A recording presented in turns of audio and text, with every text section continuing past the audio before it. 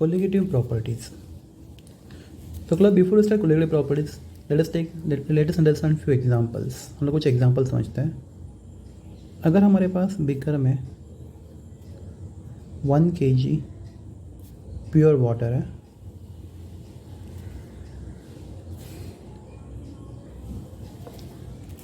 Okay, तो आपको मालूम है boiling point of pure water is 100 degree Celsius. तो let us write T B मतलब बॉइलिंग पॉइंट, और वाटर प्योर इसलिए हम ऊपर 0 लिखते हैं, तो 0 स्टैंड फॉर प्योर वाटर और pure solvent. The boiling point of pure water is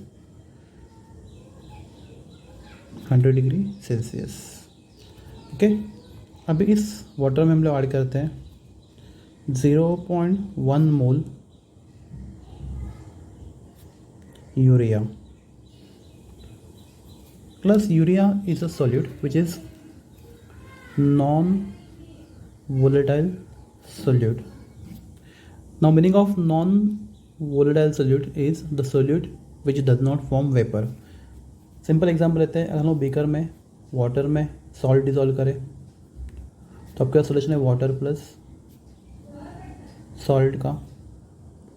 इसको अगर हम हीट करें तो जैसे सब हीट करेंगे वाटर इवापोरेट होता जाएगा, सॉल्ट इवापोरेट नहीं होगा, और जब पूरा पानी इवापोरेट होगा तो आपको पता चलेगा कि बीकर के एंड में सिर्फ सॉल्ट बचा हुआ है। तो salt is a non volatile solute.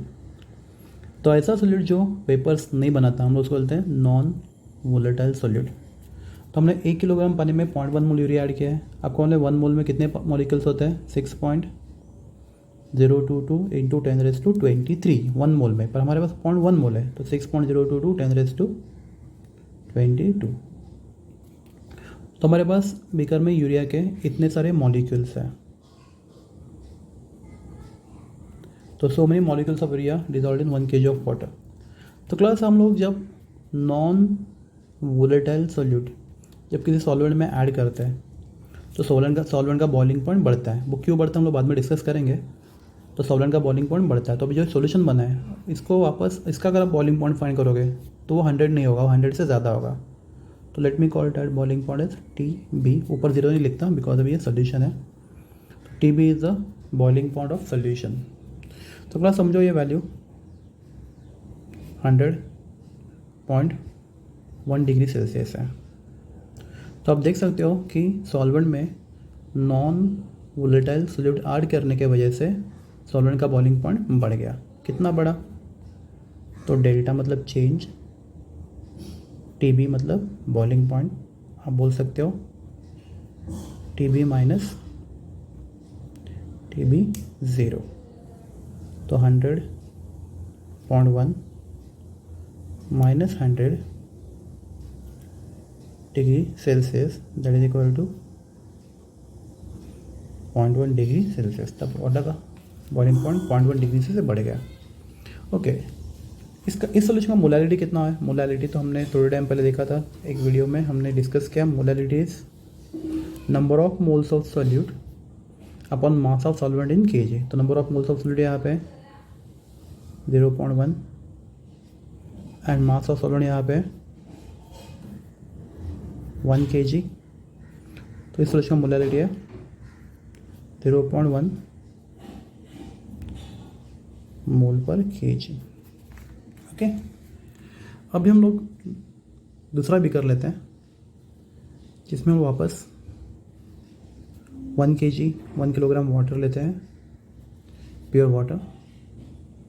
तो आपको मालूम है प्योर वाटर का boiling point under normal condition at atmospheric pressure, boiling point of pure water is late us right T0 0 for pure, BTB मतलब boiling point which is 100 degree Celsius. Okay, अभी इस water में हम लोगों ने urea की जगह पे 0.1 मोल ग्लूकोज ऐड किया।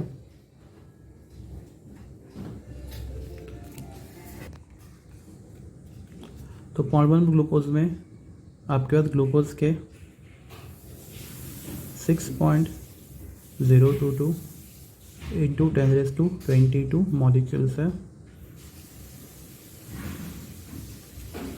तो देख सकते हो जितने मॉलिक्यूल यूरिया के हमने पहले सोल्यूशन में लिए उतने मॉलिक्यूल ग्लूकोज भी यहाँ पे लिए। तो 6.022 10^23 मॉलिक्यूल्स ऑफ यूरिया ऊपर है और 6.022 10^22 मॉलिक्यूल्स ऑफ ग्लूकोज है यहाँ पे। तो number of particles of glucose and urea in both the solutions is same. Okay, तो अगर आप यहाँ पे बॉइलिंग पॉइंट फाइंड करें सॉल्यूशन का TB, तो वो बॉइलिंग पॉइंट भी एग्जैक्टली 100.1 डिग्री सेल्सियस ही आएगा। तो चेंज इन बॉइलिंग पॉइंट या फिर इंक्रीज इन बॉइलिंग पॉइंट इस केस में भी TB minus TB0 that is equal to 0.1 degree Celsius आपका आंसर होगा। तो क्लास यहाँ पे सॉलिड यूरिया था, यूरिया का मोलर मास 60 है और उसका फॉर्मूला NH2CO NH2 है। यहाँ पर हमने ग्लूकोज लिया, ग्लूकोज का मोलर मास 180 है, 180 ग्राम पर मोल और उसका फॉर्मूला C6H12O6 है। तो क्लास यहाँ पे जो बॉइलिंग पॉइंट चेंज हुआ है दोनों केसेस में, तो यूरिया का फॉर्मूला या ग्लूकोज का फॉर्मूला अलग होने के बावजूद भी चेंज सेम है। यूरिया का मोलर मास, ग्लूकोज का मोलर मास अलग अलग होने के बावजूद भी boiling point change same quantity से हुआ है।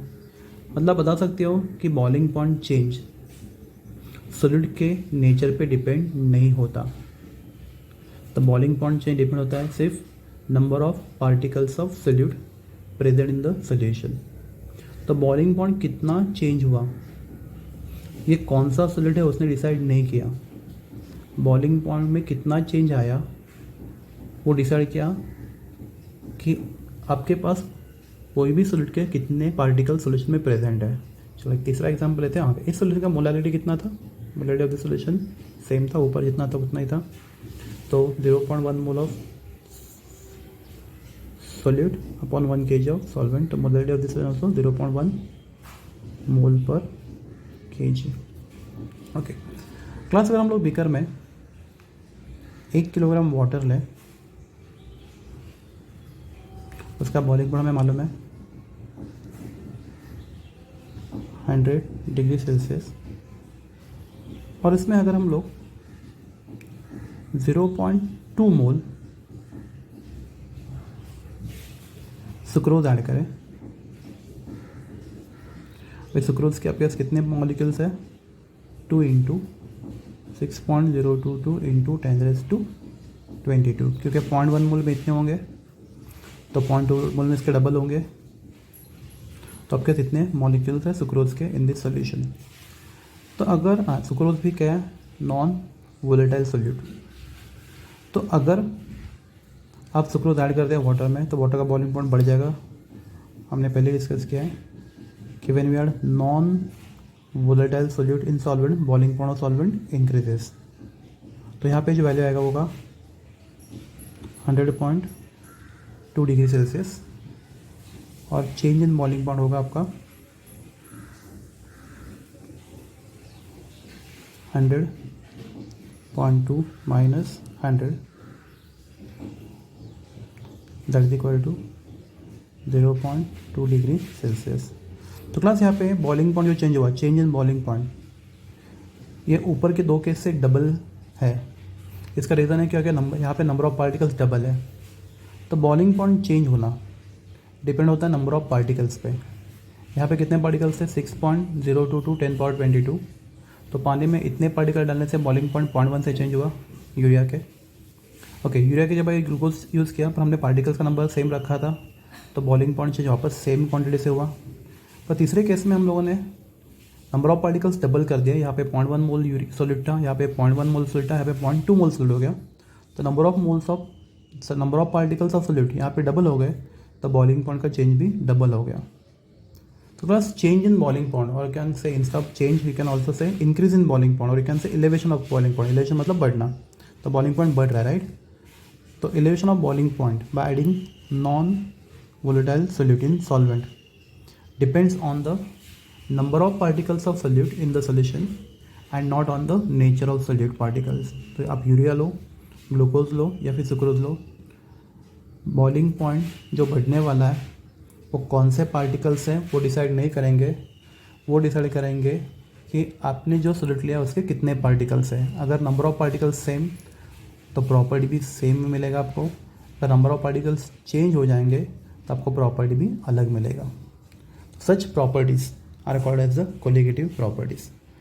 तो हम लोग बोल सकते हैं colligative properties are the properties of solution that depends only on the number of solid particles in the solution and not on the nature of solid particles. बराबर है? The colligative properties are properties of solution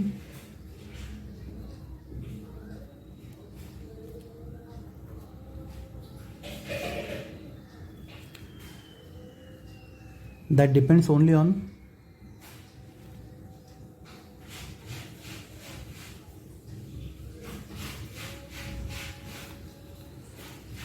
the number of solid particles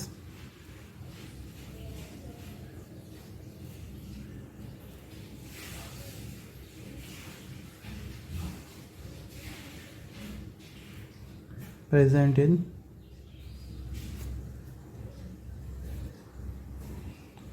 solution and not on the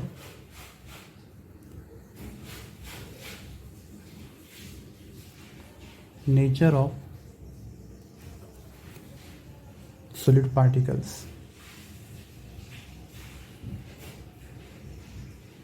थोड़ा solid particles बड़े हैं छोटे हैं, इनका molar mass ज़्यादा है कम है, ये सब मायने नहीं रखता।